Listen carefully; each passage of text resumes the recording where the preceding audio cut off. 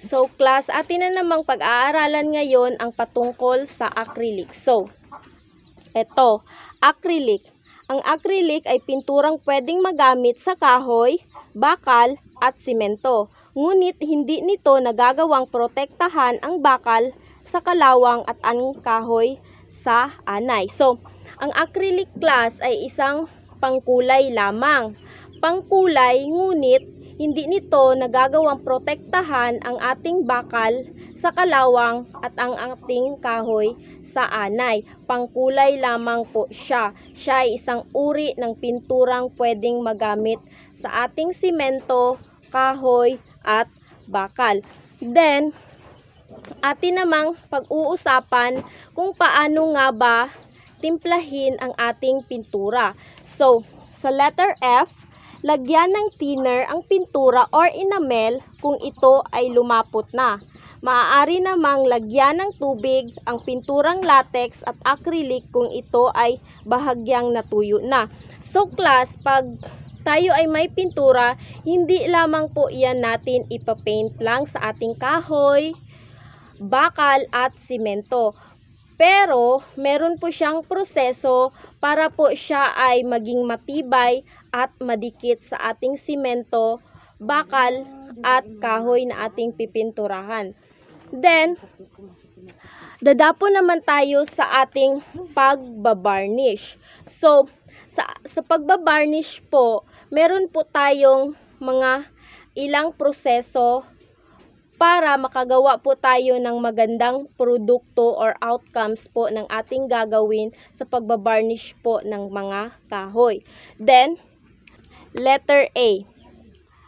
Igayak ang mga gagamitin gaya ng brush, varnish at bagay na gagawin para sa proyekto. So, una-una po ay atin pong i-prepare ang mga gagamitin natin para po sa ating pagbabarnish.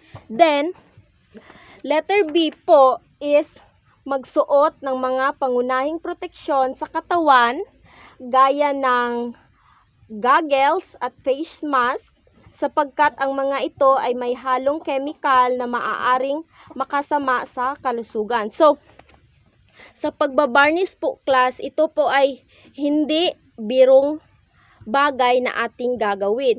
Tayo po ay magsuot ng mga protection sa ating mga katawan upang tayo ay mailayo o makalanghap ng mga chemical sa atin pong gagawin.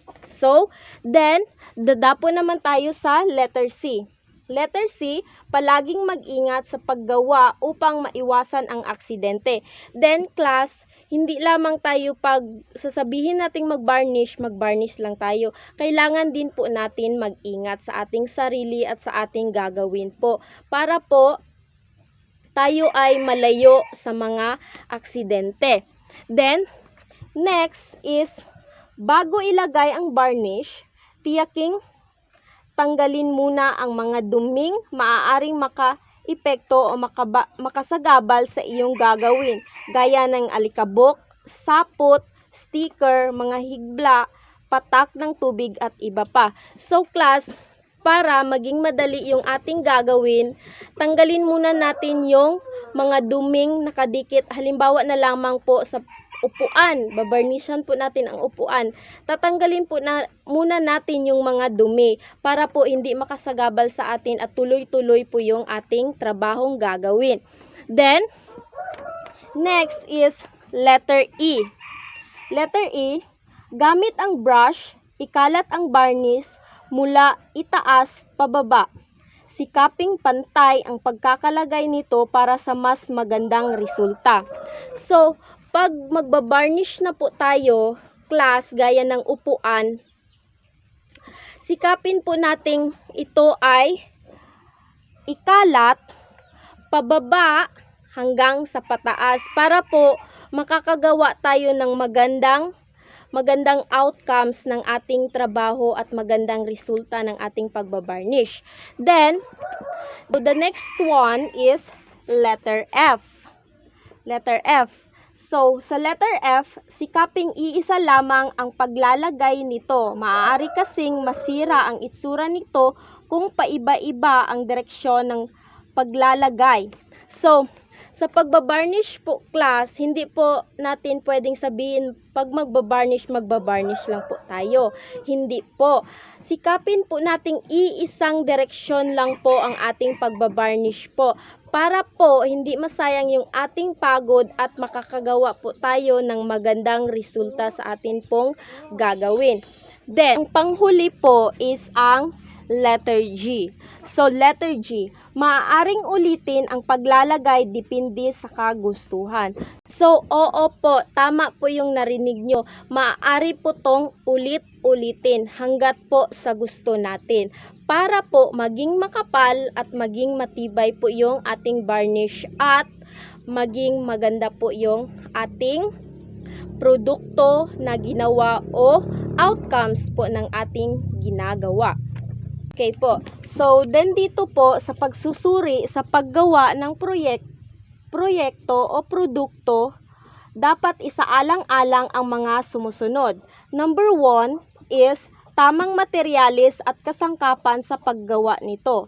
Number 2 is oras na dapat matapos ang proyekto. Number 3 is mga kagamitang gagamitin at kung paano ginagamit ang mga ito. So, sa pagbabarnish po class, hindi lamang po tayo magsasabi na magbarnish lang po tayo.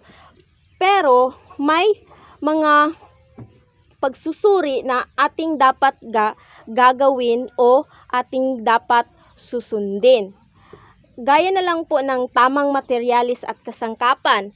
So, kailangan po tayong pumili ng magandang mga materialis at mga kasangkapan para po mapadali yung ating pagbabarnish.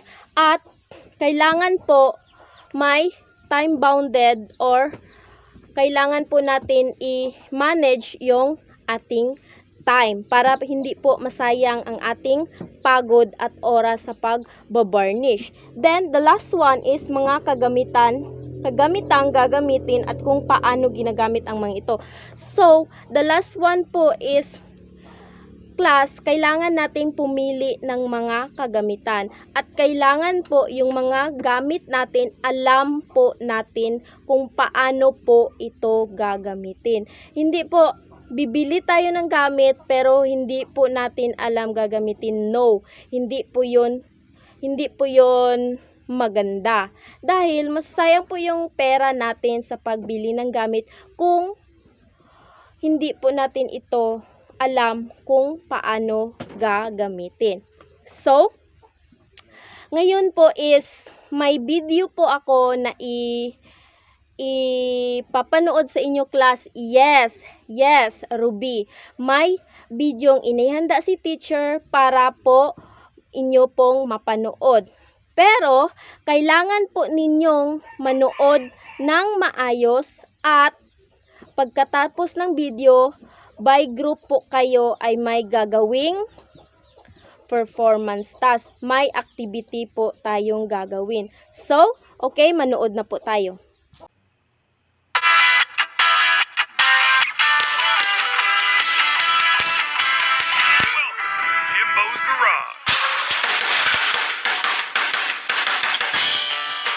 Everyone, and welcome back to Jimbo's Garage. All you guys out there that have a garage or a workshop or a studio or anything you use to build things in, whether you have wood chips or metal shavings or dust or dirt or whatever it is, eventually that's all going to get cleaned up and everybody needs a dustpan. So today I'm going to show you how to make a dustpan out of a simple piece of sheet metal. Let's do it. Okay, so what we got here is a simple piece of sheet metal right here. It's probably 26, 28 gauge, pretty thin, but that's all we need for this project right here. The first thing I want to do is cut out the size of the piece we need. And that's going to be 12 and a half inches by 9 inches. And I'm going to do that with a angle grinder with a real thin cutoff wheel. I don't want to use shears, or I don't have a shear press to cut it, and I don't want to use like tin snips or shears like that because it might make the edges kind of rough, and I'm really looking for a really smooth, flat piece to get started with, so let's do it. Okay, we're going to get started here with my metal rule and my Milwaukee ink saw marker. Those things are pretty handy to have, and as you can see, I'm just simply laying it out, and the measurements I use are just, average measurements. You'll probably use what you want, but basically it's 1.5 inches from each corner, 1.5 inches from the top, and 3/8 from the end. And I just clamp that right down, and I've got my cutoff angle grinder with a cutoff blade. We're just going to cut that through. And that works pretty good, nice and smooth and straight cuts. It's pretty cool. I do that on a lot of things. But anyways, we got this piece all cut out right here. And now what I'm going to do is I'm going to clamp this thing down and just score it with this cutoff blade. And that's going to make it a little bit easier to bend the flaps up when we go ahead and do that. And a couple of quick little scores with that cutoff blade works real good. And then we want to take those 1.5 inch pieces in the back, and we want to cut those all the way through. Those are going to be the flaps when we bend everything up. So here we are, we're bending it up and bending the sides up. I didn't quite get a deep enough score on that one side, but you know what? We're going to fix that up here in a minute. Once everything is bent together, I'll just get a hammer, we're going to pound that out and straighten things up, and it'll be just fine.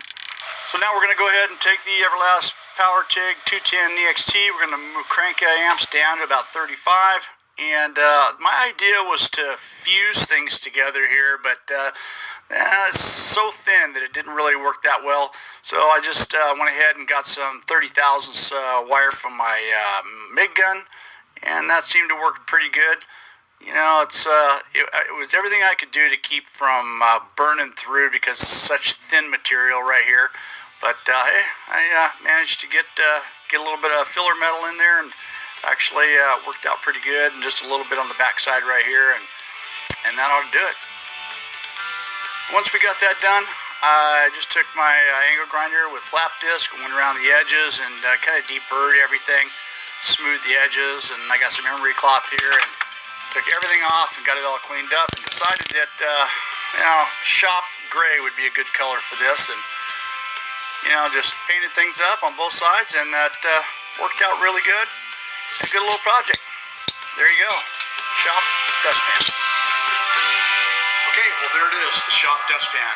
Yeah, this is a pretty good project. In all, this took me about an hour, maybe a little bit less than an hour outside of paint. Paint takes a couple hours to dry, but it's a fun little project to do in your shop.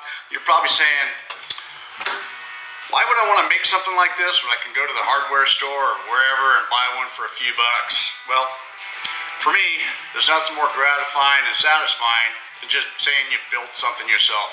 Plus, it's something you're going to use every day in the shop. Hope you guys enjoyed this video. Thanks for watching. Don't forget to rate, comment, and subscribe for more videos.